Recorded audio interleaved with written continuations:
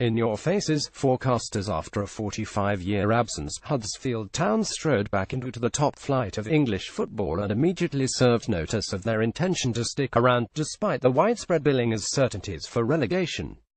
David Wagner's team played with clever vibrancy as they heralded the return to the big time with a deserved victory at Selhurst Park, which coincidentally had been the scene of the last match among the elite in 1972. If anyone resembled Premier League imposters, it was Crystal Palace, who floundered in the first match under the new manager, Frank de Boer. The home team struggled to adapt to the style and shape being introduced by the Dutchman, who arrived only 6 weeks ago. Huddersfield performed with the same dynamic enterprise that gained them promotion from the Championship last season, but with extra deadliness thanks to the predatory skills of Steve Mounié. The Benin striker became the club's record signing when he joined in the summer for £11.5 million from Montpellier, and he scored 2 fine goals here. "I said beforehand we will not change our identity just because we are in the Premier League," said Wagner. "If you think you have a strength and you trust in what you are doing, then you have to do it, even at the highest stage of football."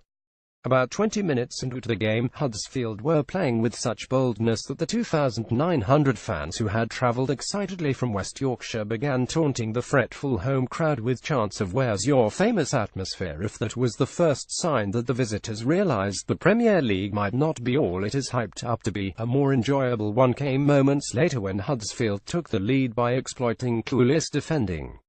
Chris Schindler flicked on a corner by Aaron Moy at the near post. Matthias Jorgensen met just beyond the back post, and Joel Ward inadvertently nudged the ball over his own line. Huddersfield did not get carried away celebrating. Instead, they exposed the hosts' vulnerability anew, doubling the lead 3 minutes later. Moy was involved again, crossing from the left after being released by Crislow and neglected by Palace's defence. Mounié, similarly free in the middle, expressed his gratitude for the slovenly defending by banging a header into the net from 7 yards out, as Patrick van Aanholt stood watching in bemusement. Confusion was the defining characteristic of Palace early on. Some of de Boer's selections seemed particularly awkward. Van Aanholt struggled on the left side of a 3-man defence, while Ruben Loftus-Cheek looked lost on the right wing, which made the exclusion of Andros Townsend seem perverse. The manager rectified that at half-time by introducing Townsend for Luka Milivojevic and redeploying the on-loan Chelsea player to his customary position in central midfield. Palace improved, but not enough. Huddersfield, by contrast, were smooth, even with 4 debutants. Their cohesion made the home side seem all the more disjointed, and the smart pressing sabotaged Palace's attempts to swagger out from the back. One of their summer signings, Tommins, could have opened the scoring in the 2nd minute but volleyed straight at the goalkeeper after being teed up by Tommy Smith. Ince had another chance just after the quick-fire salvo that gave Huddersfield a lead, but Ward thwarted the attacker with a superb last-ditch tackle. Jorgensen then headed wide from a corner as Wagner's side threatened to rack up a humiliating scoreline. Palace got better after the break, with Wilfried Zaha tormenting Smith so much that Wagner made a change at right-back. Early in the second half, Christian Benteke forced Jonas Lossell into his first difficult save, the summer signing from Mainz diving well to turn away a header.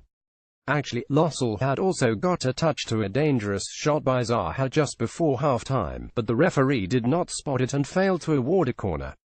A lack of luck was another of Palace's problems on a dispiriting day. Dan should have given the hosts renewed hope 13 minutes from the end, but thrashed a shot over the bar after a corner. Moments later, Mounié finished a swift counter-attack by guiding a shot into the net from 10 yards. "Nobody expected that. It was a harsh lesson," said de Boer, who attributed his team's defeat to wrong choices by players during 15 first-half minutes. Wagner burst into laughter when asked afterwards how it felt to be top of the league. "I cannot take this question seriously," he replied in giggles. "Let's just focus on the performance, which was good. We were clinical today and it was a great debut for Steve Mounié, and we had a great goalkeeper, and that helped massively. This makes for a wonderful afternoon. It was a good time to meet Palace. And it is a great time to be a Huddersfield fan."